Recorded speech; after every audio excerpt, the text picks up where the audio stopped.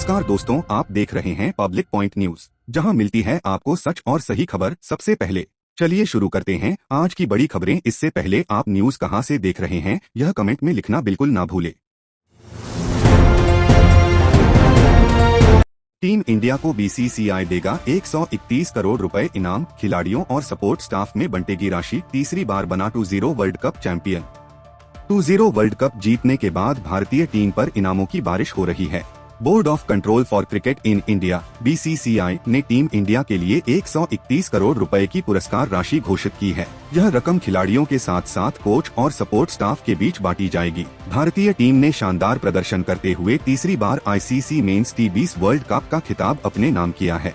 इस ऐतिहासिक जीत के बाद पूरे देश में जश्न का माहौल है। क्रिकेट प्रेमियों ने जगह जगह आतिशबाजी कर टीम की जीत का स्वागत किया।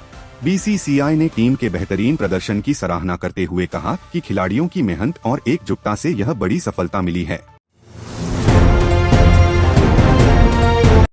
एमपी में एलपीजी की कमी, सिर्फ 15% गैस बची। घरेलू सिलेंडर के लिए 5 से 7 दिन की वेटिंग।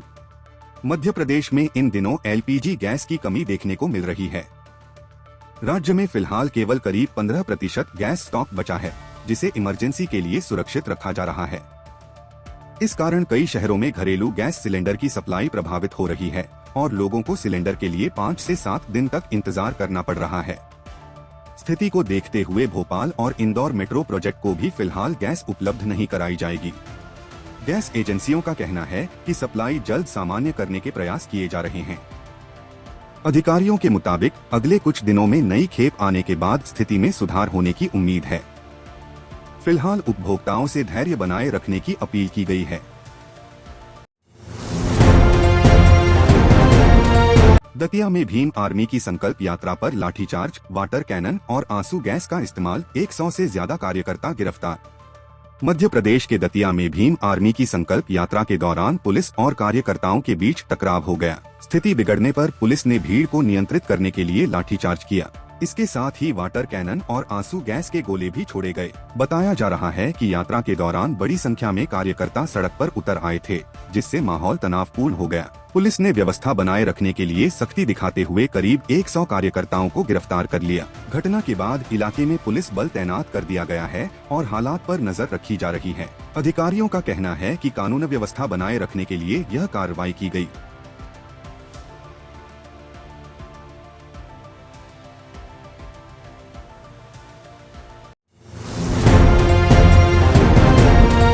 ग्वालियर व्यापार मेला में रिकॉर्ड बिक्री, 38 दिन में 32,787 वाहनों का पंजीयन।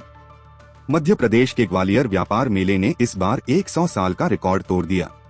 38 दिनों में कुल 32,787 वाहनों का पंजीयन हुआ, जो अब तक का सबसे बड़ा आंकड़ा है। खास बात यह रही कि इस बार मेले में बाइकों से ज्यादा कारों की बिक्री हुई। बड़ी संख्या में लोग नए वाहन खरीदने पहुंचे, जिससे ऑटोमोबाइल कंपनियों को भी जबरदस्त फायदा हुआ। मेले में मिलने वाली टैक्स छूट और विशेष ऑफर्स के कारण खरीदारों की भीड़ लगातार बढ़ती रही।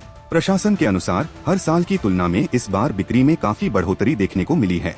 इस रिकॉर्ड बिक्री से ग्वालियर व्यापार मेला प्रदेश के सबसे सफल मेलों में शामिल हो गया है। उज्जैन में खाद्य विभाग की बड़ी कार्रवाई, 35 से ज्यादा गैस सिलेंडर जब्त। मध्य प्रदेश के उज्जैन में खाद्य विभाग ने अवैध गैस उपयोग को लेकर बड़ी कार्रवाई की। विभाग की 2 टीमों ने शहर के कई प्रतिष्ठानों पर अचानक छापा मारकर जांच की। इस दौरान घरेलू गैस सिलेंडरों का व्यावसायिक उपयोग करते हुए पाए जाने पर 35 से अधिक सिलेंडर जब्त किए गए। अधिकारियों ने दुकानदारों को नियमों का पालन करने की सख्त चेतावनी भी दी। जांच के दौरान कई जगह दस्तावेज भी खंगाले गए। अधिकारियों का कहना है कि घरेलू गैस का व्यावसायिक उपयोग करना नियमों के खिलाफ है। प्रशासन ने साफ किया है कि आगे भी ऐसे प्रतिष्ठानों पर लगातार कार्रवाई जारी रहेगी, ताकि नियमों का उल्लंघन करने वालों पर सख्ती से रोक लगाई जा सके। अमेरिका की भारत पर टैरिफ लगाने की तैयारी, 16 व्यापारिक साझेदारों की जांच शुरू। अमेरिका ने भारत समेत 16 व्यापारिक साझेदार देशों के खिलाफ नई व्यापारिक जांच शुरू की है। अमेरिकी प्रशासन का कहना है कि इन देशों के साथ व्यापार में कुछ ऐसी नीतियां सामने आई हैं, जो अमेरिकी कंपनियों के लिए नुकसानदायक हो सकती हैं। जांच में अगर अनुचित व्यापार या नियमों के उल्लंघन के सबूत मिलते हैं तो अमेरिका इन देशों से आने वाले कई उत्पादों पर भारी टैरिफ यानी अतिरिक्त टैक्स लगा सकता है। इस कदम का उद्देश्य अमेरिकी उद्योगों और कारोबार को सुरक्षा देना बताया जा रहा है। विशेषज्ञों का मानना है कि अगर भारत पर टैरिफ बढ़ता है तो इससे दोनों देशों के व्यापार पर असर पड़ सकता है और कुछ भारतीय उत्पाद महंगे हो सकते हैं। ड्यूटी से गायब मिले 4 डॉक्टरों पर कार्रवाई, कलेक्टर ने वेतन काटने के दिए निर्देश, अस्पताल की सुरक्षा में लापरवाही पर एजेंसी पर 50,000 जुर्माना। खबर लगभग 110-120 शब्द। जिले के अस्पताल में औचक निरीक्षण के दौरान 4 डॉक्टर ड्यूटी से अनुपस्थित पाए गए। इस पर कलेक्टर ने कड़ी नाराजगी जताते हुए चारों डॉक्टरों का वेतन काटने के निर्देश जारी किए। निरीक्षण के दौरान अस्पताल की व्यवस्था और स्टाफ की उपस्थिति की भी जांच की गई, जिसमें कई खामियां सामने आईं। जांच के दौरान अस्पताल की सुरक्षा व्यवस्था में भी बड़ी लापरवाही मिली।